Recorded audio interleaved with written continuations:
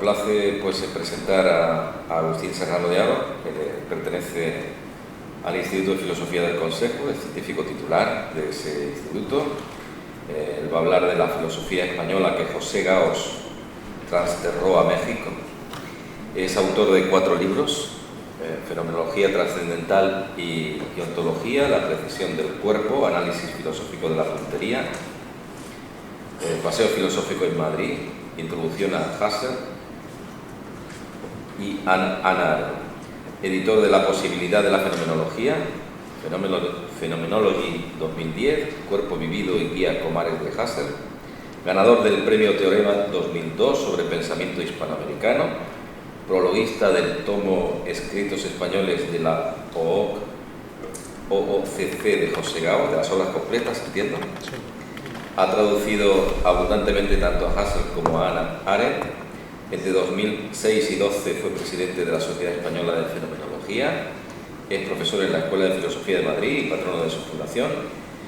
Y dirige desde 2013 el proyecto oficial de investigación Fenomenología del cuerpo y análisis del dolor. Son los datos que me han pasado. Así que, ¿lo he leído bien? Perfecto. Pues adelante cuando quieras. La filosofía española que José Gaos trasterró a México, no solamente porque el término trastierro sea una invención, una acuñación, pero en fin, en realidad una invención completa de Gaos para plasmar su experiencia personal de que la expatriación se le convirtió en una empatriación, que también él jugó con ese contraste, ¿no? La patria de nacimiento fue sustituida por una patria de elección que además cumplió como tal, ¿no? Digo que no es solamente esa vertiente de su trayectoria biográfica de encontrar cumplimiento profesional, personal en el exilio mexicano, no es tampoco siquiera el hecho de que Gaos en algunos momentos generalizó esa experiencia y abarcó con ella también en fin, otros exiliados, por así decir, sin pedirles permiso. Hay un famoso texto de Gaos del año 49, Los trasterrados de la filosofía española, en el que incluye desde luego a Marías, a Sirao, a Ferrater Mora, y alguno de ellos verdaderamente se sintió incómodo en que Gaos traspasase, por así decir, a ellos también el sentido de esa expresión, ¿no?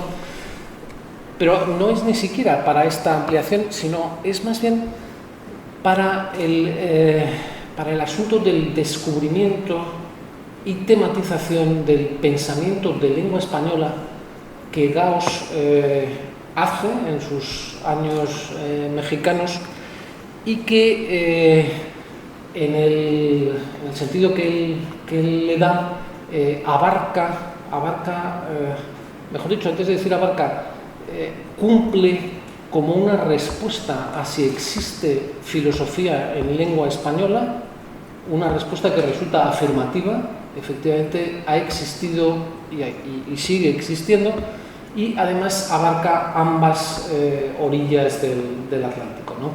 Y es un poco a esa idea del pensamiento en lengua española, tal como Gaos desde la experiencia del trastierro lo formula, lo plantea, lo que yo voy a presentarles. Bueno, voy a seguir un esquema que se proyecta en la pantalla. Quizá hay, en fin, hay partes muy condensadas, ¿no? Y se va a seguir un poco más fácilmente. Ya ven que de hecho el esquema empieza con 3 tesis orientativas, porque quizá conviene también decir que Gaos, en el momento en que se exilia, en el año 38, apenas tiene publicaciones originales en España, ha publicado su tesis, la discusión con la fenomenología de Husserl, un trabajo de corte académico, aunque ya apunta verdaderamente su potencia como pensador. De hecho, adopta una cierta crítica a la crítica del psicologismo que hace Husserl, que está considerado por voces como Levinas quizá la única pieza en que la filosofía ha ofrecido una refutación completa de una posición de manera insuperable, ¿no? Eso es un comentario de Levinas. Bueno, Gauss en su tesis doctoral, se publicó en Zaragoza, digamos que no participaría de ese juicio y es capaz de sugerir alguna objeción a la propia crítica de Husserl, pero en todo caso Gauss se exilia prácticamente sin publicaciones originales, diríamos, como autor principal, porque sin embargo ha sido ya el traductor, el extraordinario traductor de filosofía que luego siguió siendo, en fin, toda su vida. Ha traducido ya investigaciones lógicas, ha traducido a Brentano, a Scheler, a Hegel, pero realmente, claro, digamos que el público culto español no podía tener noticias de la filosofía personal de Gauss, que sin embargo el tema que yo voy a introducir lo pone muy claramente de relieve, y también por eso tiene cierto interés, ¿no? ¿Cuál es la filosofía de Gauss? Es una pregunta que se ve con claridad al hilo de esta otra. ¿Qué sentido tiene el pensamiento de lengua española para Gauss, ¿no? Así que bueno, paso a seguir el esquema que descansa sobre esas tres tesis orientativas que ven en la pantalla. La primera de ellas, Gauss sale de España en 1938 con su filosofía propia ya en la cabeza, incluso ya expresada en los años de la Guerra Civil. Luego detallaré por qué precisamente en los años de la Guerra Civil se puede rastrear cuál era el pensamiento personal de Gauss. La segunda tesis orientativa, todas ellas las voy a desarrollar y, en fin, a tratar de explicar más o menos adecuadamente. La segunda tesis orientativa, entonces, es esta filosofía personal de Gauss es una radicalización de la meditación de Ortega acerca de la circunstancia constitutiva de la subjetividad, constitutiva también de la racionalidad. La propia racionalidad está incardinada necesariamente en una circunstancia básicamente histórica. Así que una radicalización de esa meditación, una derivación casi escéptica del perspectivismo orteguiano, del perspectivismo de la realidad radical. La realidad radical es la vida humana, pero esa vida humana se conjuga en la individualidad radical de cada viviente, y Gauss lleva ese pensamiento todavía un poco más lejos, por el cual esas perspectivas son, en fin, no solamente intransferibles, sino que de alguna manera llegan a ser hasta incomunicables, ¿no? Por tanto, una radicalización casi escéptica, pongo yo ahí, del perspectivismo orteguiano, que sin embargo, y este sin embargo yo creo que es muy interesante, mantiene un fuerte compromiso político liberal republicano. Que hay un filósofo casi escéptico cuyo compromiso, sin embargo, con los ideales políticos de la República, los ideales políticos liberales y democráticos, no sufre ninguna vacilación. La tercera tesis orientativa es entonces la experiencia de que su destierro era también trastierro, el traslado a una tierra fértil, a una tierra más fértil incluso, conduce a Gauss rápidamente a la tematización del pensamiento de lengua española como una vía filosófica posible, inexplorada y fecunda. Es una tradición, esto voy a pergeñarlo un poco, ¿no? Una tradición de inmanentismo ametafísico, una suerte de filosofía no metafísica, en la que alienta un espíritu utópico ligado verdaderamente, como se ha comentado varias veces, a la propia idea de América. Bien, esas son las tesis orientativas. La fuente principal, casi única, bueno, no, la fuente principal, lo dejo en principal, es efectivamente la reciente publicación del tomo de escritos españoles, 1928-1938, en las obras completas que lleva editando la UNAM desde 1990 y muy poco, ¿no? Y que es realmente el tomo 1 de la serie, pero ese tomo 1, por las dificultades de la recopilación de los textos, hay una ingente cantidad de novedades desconocidas en ese tomo, pues se ha demorado hasta el 2018. No es el último de la serie, pero casi, ¿no?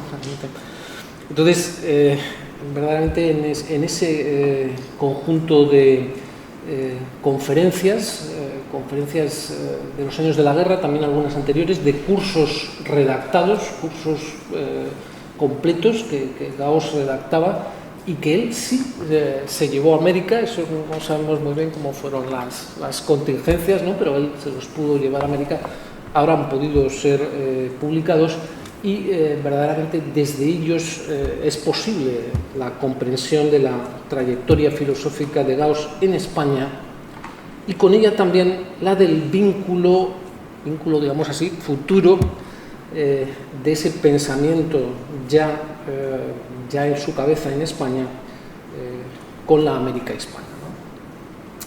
Bien, entonces estas tres tesis orientativas las desarrollo más bien en un sentido cronológico, cuyo primer momento es noviembre de 1935.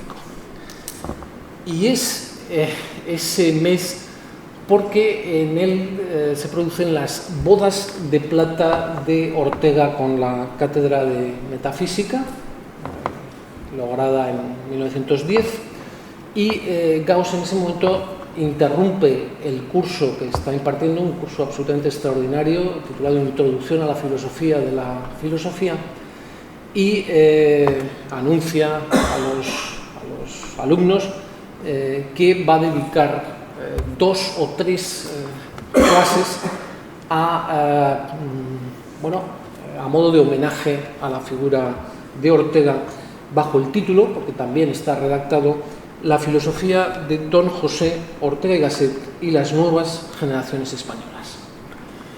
Y este texto, que Gauss, claro, encarna la imagen del filósofo profesional, en fin, concienzudo, de formación alemana, de gran potencia analítica, pues curiosamente el texto de homenaje de Gauss empieza por él confesando directamente su edad al público asistente. Les dice, yo tengo 35 años. Por tanto, pertenezco a la generación siguiente a la de Ortega, en una distancia de 15 años, según la propia tematización que Ortega acababa de defender en el curso en torno a Galileo.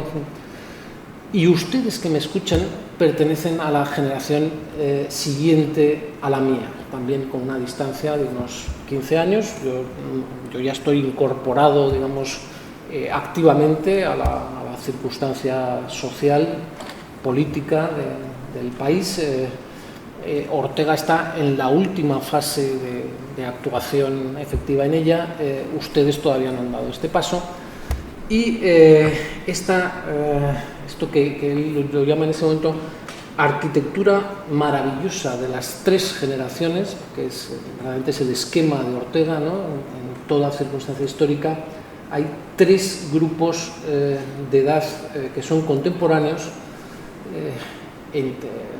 Los integrantes de cada uno de ellos son coetáneos, por serlo, comparten en principio una sensibilidad vital distinta de las otras 2 generaciones, y es su interacción, diríamos nosotros, en fin, su entrecruzamiento en la misma circunstancia, lo que opera como motor de la dinámica social y política, ¿no? En este caso es verdad que las tres generaciones están muy claras. Por cierto, que quería decir, y lo olvidaba, que en ese grupo de alumnos que está escuchando a Gauss, es la única generación que se formó completamente con el plan Morente. Es la generación de Marías, de Rodríguez Huéscar, de Manuel Granell, Leopoldo Eulogio Palacios.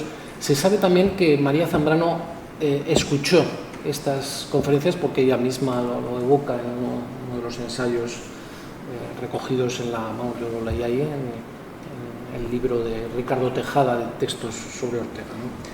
Bien, lo interesante es que Gauss defiende que el tema de su generación intermedia, ha sido Ortega mismo.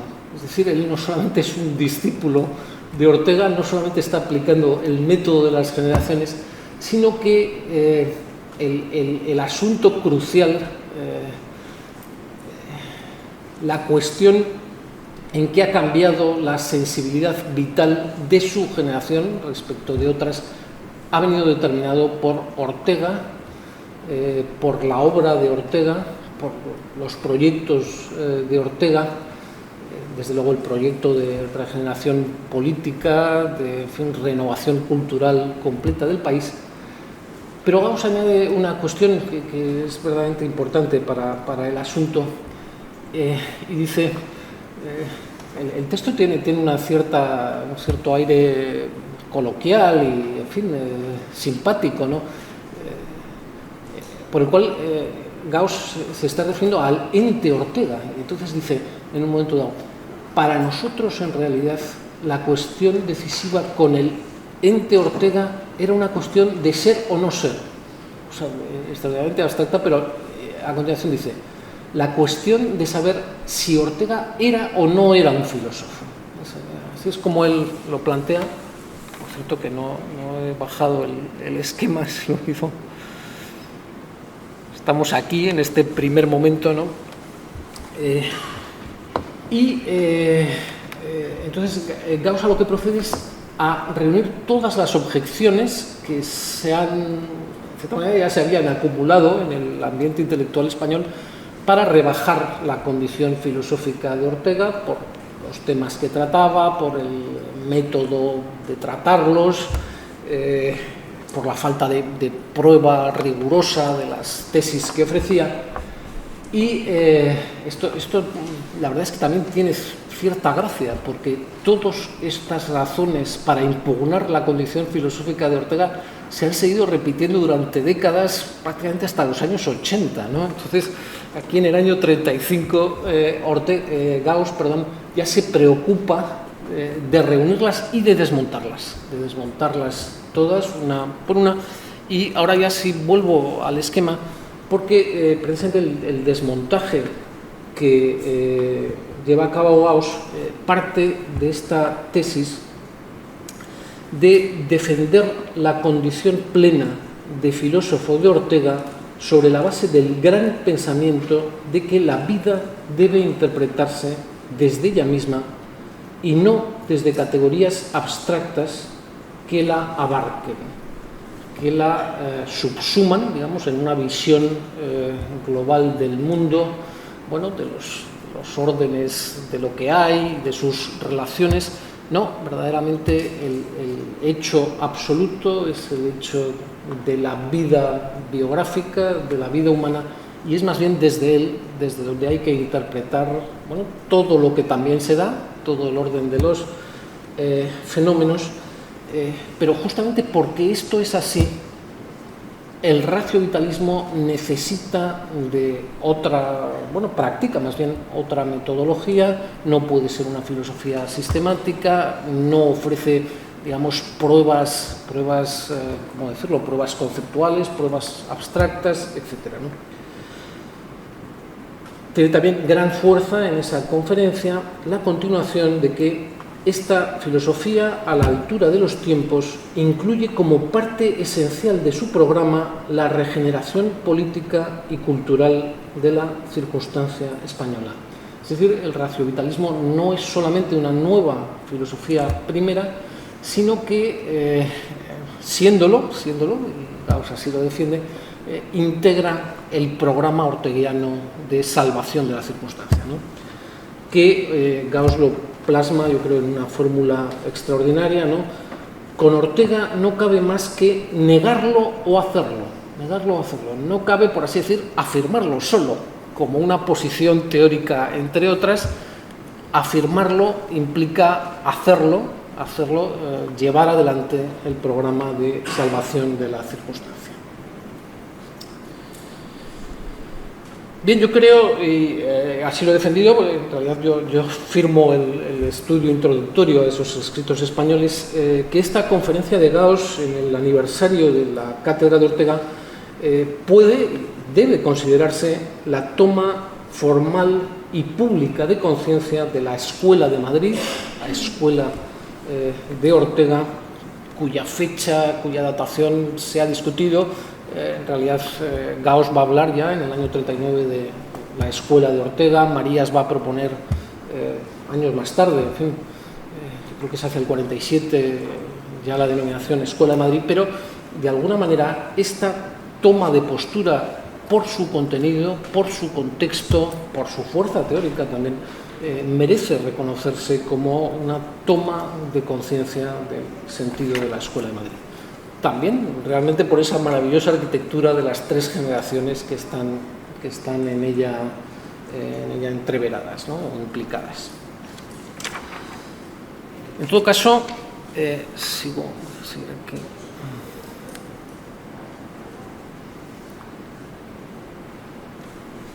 En todo caso, tiene también mucho interés el subrayar que durante la Guerra Civil Gauss va a conceder además trascendencia europea al pensamiento español de Ortega en el combate contra el totalitarismo. A este respecto hay varios textos en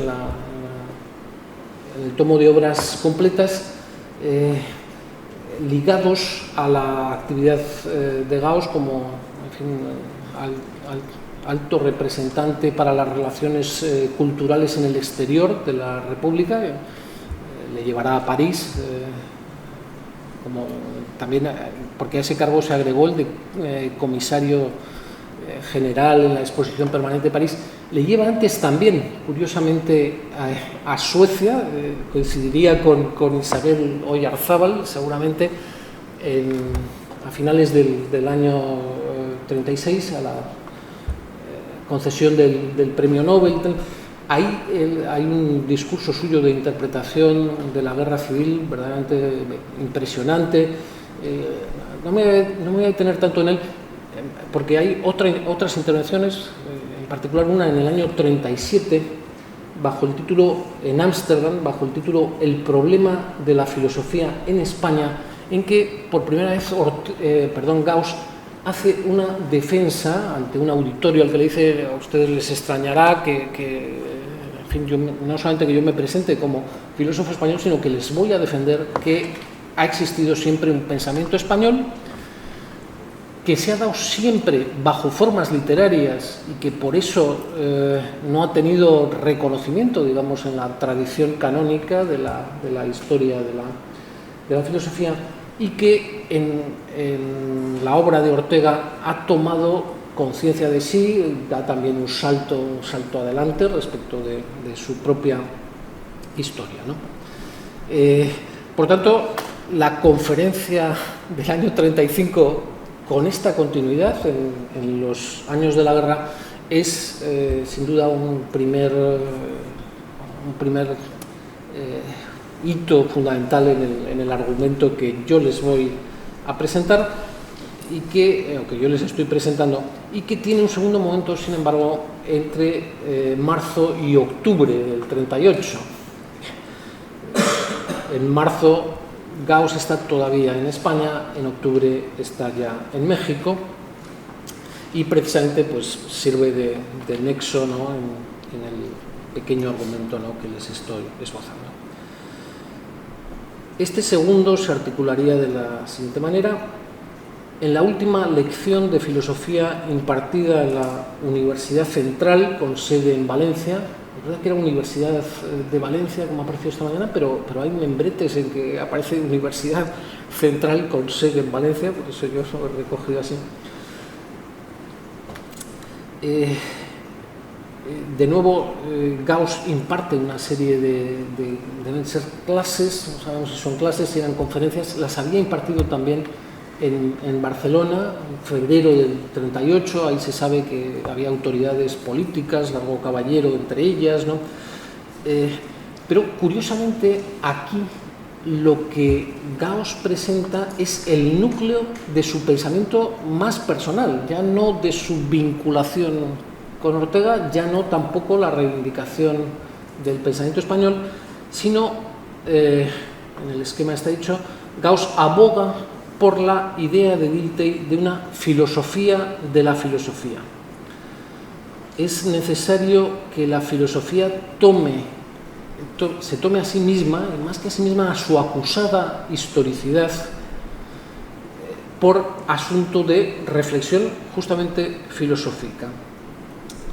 En el sentido de que Gauss piensa en este momento, y va a pensar toda su vida, que hay una suerte de antinomia insuperable entre la pretensión de verdad atemporal, de verdad válida para todo momento del tiempo, para todo lugar del espacio, que siempre ha alentado a la filosofía, y la propia historia de esa filosofía en que todos los sistemas que se han propuesto como cumplimiento de esa pretensión, han tenido tasada en el tiempo su vigencia, han sido sustituidos por otros. Esa es la antinomia más bien del pensamiento metafísico, va a empezar a decir Gauss, para la cual hay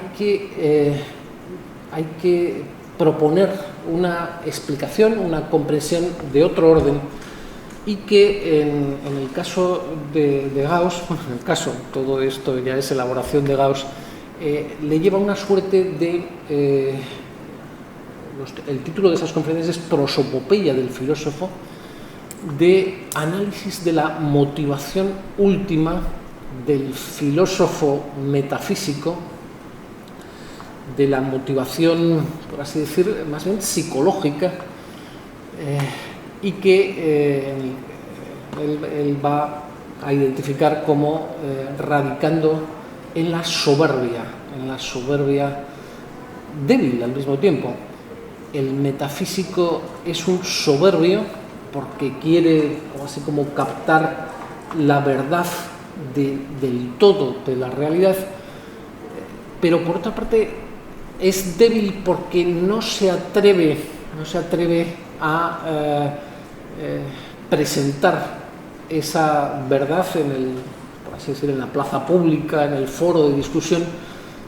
Gauss, yo creo que hace un poco de caricatura, pero en fin, su caricatura se encierra en su despacho, vive en un horizonte de libros, así lo dice, vive en un horizonte de libros, y por la ventana de su despacho lanza a la plaza pública, a las calles donde se debaten los seres humanos sobre lo que hay que hacer y sobre lo que somos también, ¿no?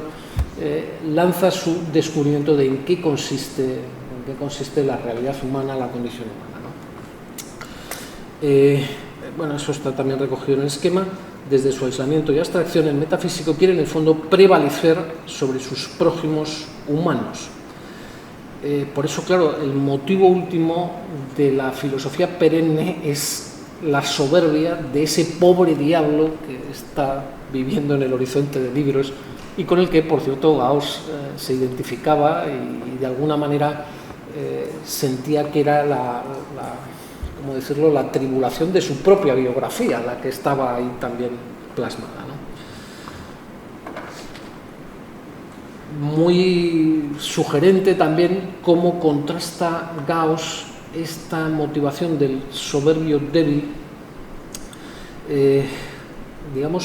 con sus alternativas posibles, y la que él más destaca, está recogido también en el esquema, a tal pretensión del metafísico, opone Gauss por lo pronto un pluralismo radicalizado, el que ofrece una formulación, yo creo que también extraordinaria en estos términos: lo primero que se necesita para que haya un ser humano es que haya dos. Yo creo que es extraordinario, casi está resonando aquí Levinas, Hannah Arendt, ¿no? Los ensayos de afirmación de la radicalidad del otro para la identidad del propio sujeto, del sujeto pensante en este caso, ¿no?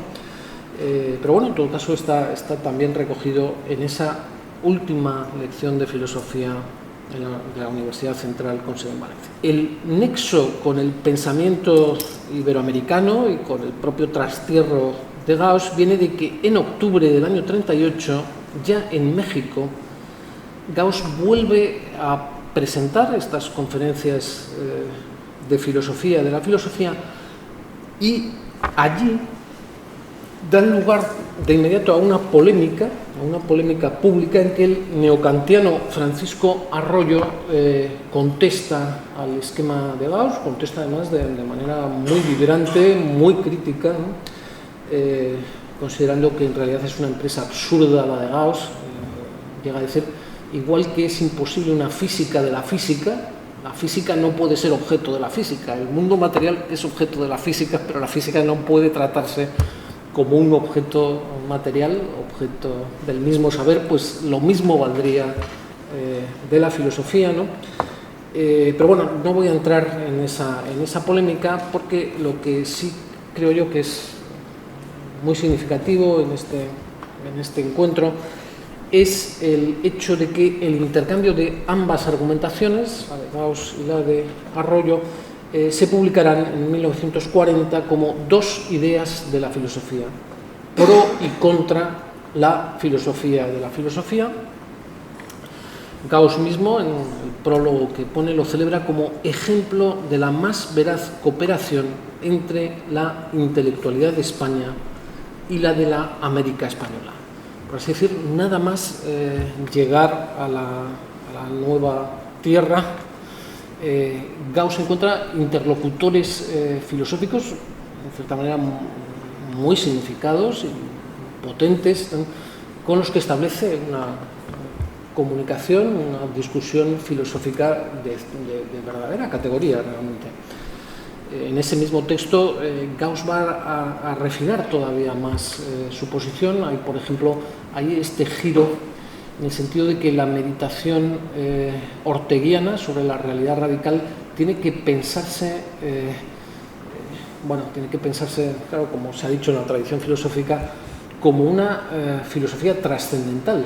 En realidad, lo que Ortega habría descubierto es que el hecho primario, raíz y fuente de sentido de cualquier otro hecho es la vida humana, o trascendental es nuestra vida humana, y además recoge también esta veta de que esa vida humana, en cierta manera radicalmente individualizada, está también radicalmente vinculada a los otros. Ahí, por ejemplo, en la polémica con Arroyo se ofrece esta afirmación: el hecho absoluto no es el vivirme, sino el vivirnos conviviendo, ¿no?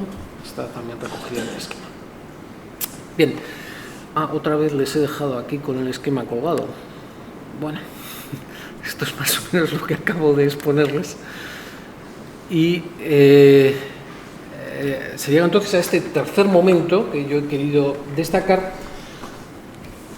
y fijar en el año 45, porque es cuando Gauss publica su ensayo potente y ambicioso, de título Pensamiento de lengua española, y es el año en que también publica Gauss la monumental Antología del pensamiento de lengua española en la Edad Contemporánea, 1200 páginas en la edición de obras completas, en la que se reúnen pensadores del 19 y del 20, realmente sin ningún tipo de prejuicio ideológico, con fin, una amplitud de criterio enorme. Por supuesto está Menéndez Pelayo, está Balmes, y están una serie amplísima de pensadores iberoamericanos que Gauss, en el ensayo al que yo me voy a referir, ha argumentado que verdaderamente merecen la condición de filósofos y por tanto confirman que existe filosofía en español, que ha existido y que además realmente sigue teniendo plena vigencia, ¿no? Por tanto, ahí en el esquema digo, ambas publicaciones son una referencia fundamental, si es que no fundacional, para el reconocimiento del pensar en español. En el libro, en el ensayo suyo propio, ¿no? Se advierte como la fuente orteguiana, que es la que Gauss sigue invocando, ¿no? El nuevo realismo de la realidad radical sintoniza hondamente con la distinción entre filosofías metódico-sistemáticas y filosofías de exposición más literaria. Estas segundas son marcadamente estéticas en varios sentidos que Gauss analiza despacio, ¿no? Lo son por los géneros literarios que utilizan, muy destacadamente, desde luego, el ensayo, pero en fin, también incluso hay el artículo periodístico, incluso la oratoria, la conversación, el santo sacramento de la conversación, frase de Cossío que Gauss va a introducir aquí, pero también son estéticos también es de orientación estética por los asuntos de los que se ocupa y que no priman, digamos, las categorías del ser, en fin, los fundamentos del conocer, sino más bien la comprensión de la circunstancia en su sentido más amplio, una multiplicidad de asuntos que pueden ser mirados reflexivamente con afán de comprensión y que en ese sentido merecen reconocerse como pensamiento. Y en tercer lugar, es también marcadamente estético porque en estos ejercicios de comprensión la búsqueda de la belleza literaria es casi imprescindible. Eso es, al menos 3 razones, ¿no?, ofrece Gauss. Pero, como muchos de ustedes sabrán, no es el único rasgo del pensamiento español, esta marcada vocación estética, sino que ella convive con una nítida vocación política, que además no es solo de carácter, digamos, político institucional, sino que asume una función pedagógica respecto del pueblo al que se dirigen, respecto de los pueblos a los que están dirigidos.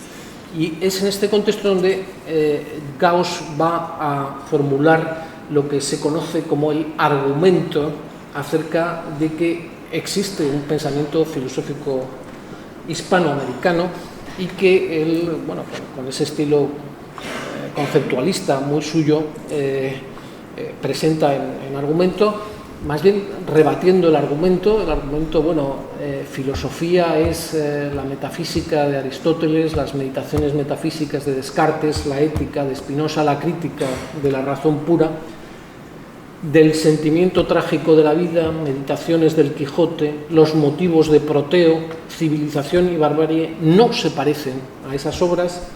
Luego ha faltado filosofía en lengua española. Ese es el argumento tópico o el argumento latente que se hacía valer contra la existencia del pensamiento español, y Gauss le da la vuelta: del sentimiento trágico de la vida, meditaciones del Quijote, los motivos de Proteo, civilización y barbarie no se parecen a las llamadas obras maestras de la filosofía, a las que he citado. Es así que las primeras son filosofía, son pensamiento. Luego, filosofía no es lo propio y exclusivo de los sistemas metodológicamente estructurados y, en fin, armados conceptualmente, etc., ¿no?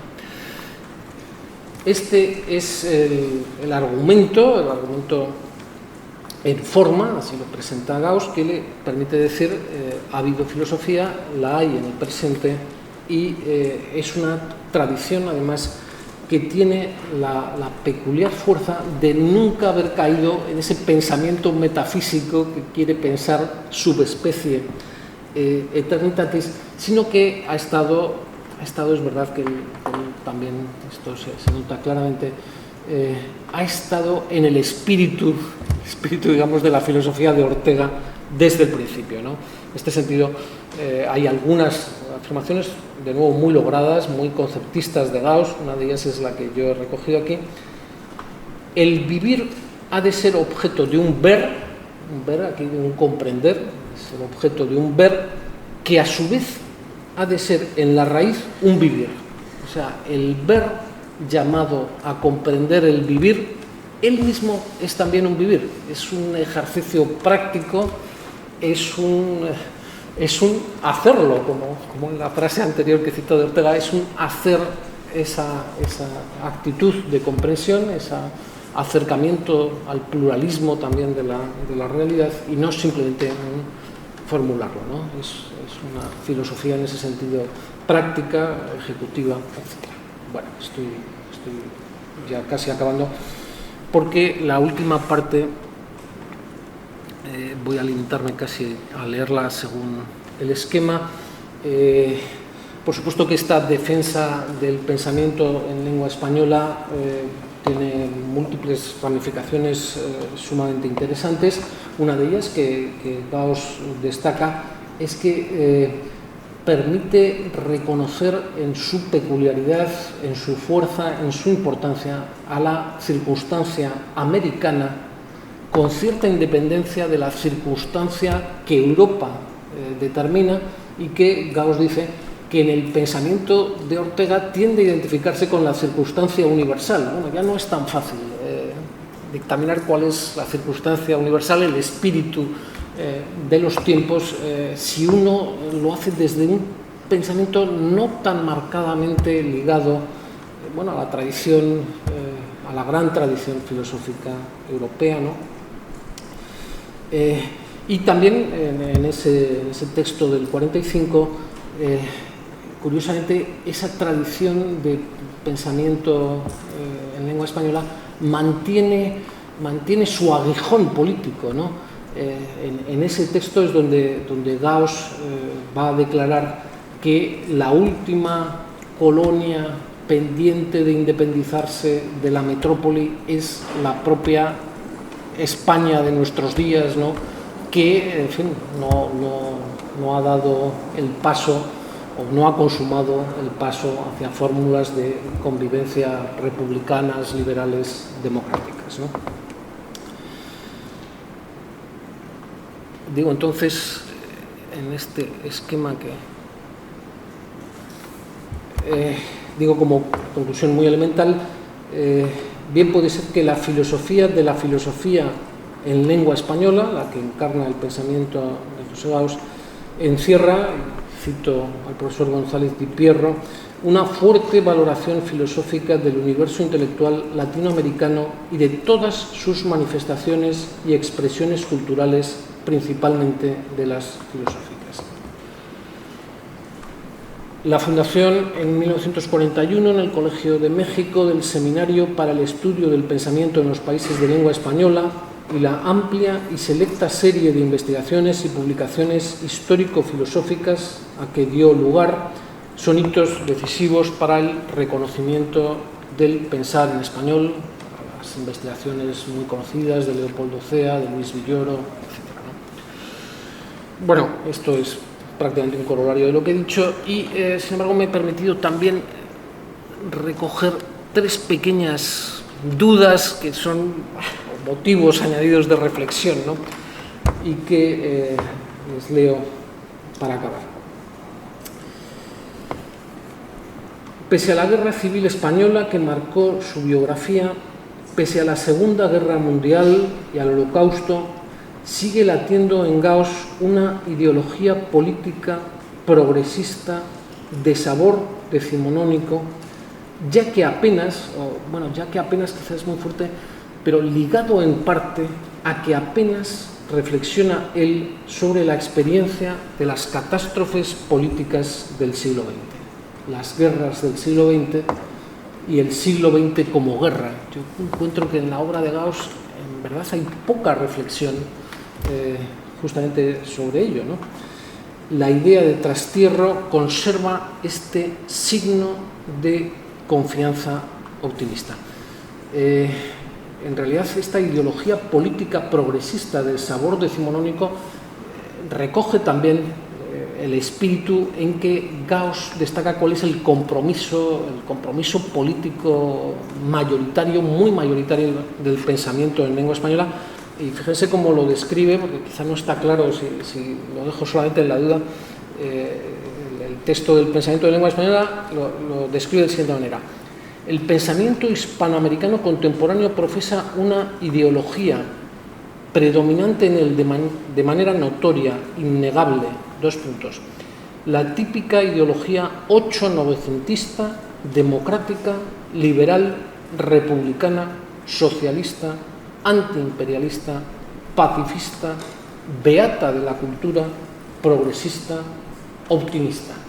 Realmente yo creo que este siguió siendo su talante, este es el talante en el que él se siente trasterrado, verdaderamente, en que siente que el México que él conoce realiza esos ideales políticos, que está básicamente consolidado y que, bueno, de alguna manera su irradiación es a todo el mundo de habla española y llegará también a la metrópoli, ¿no? Yo creo que hay un exceso de optimismo realmente en ese espíritu y, por tanto, ahí hay un motivo añadido de reflexión. Hay un segundo motivo que yo formulo de la siguiente manera. En la espléndida latitud con que Gauss caracteriza la filosofía no sistemática, hay también un debilitamiento de la tensión orteguiana hacia una filosofía primera capaz de superar el realismo antiguo y el idealismo moderno. Yo creo que, claro, verdaderamente en esa antinomia entre filosofía metafísica y pensamiento de la circunstancia con alguna lucidez reflexiva sobre ella,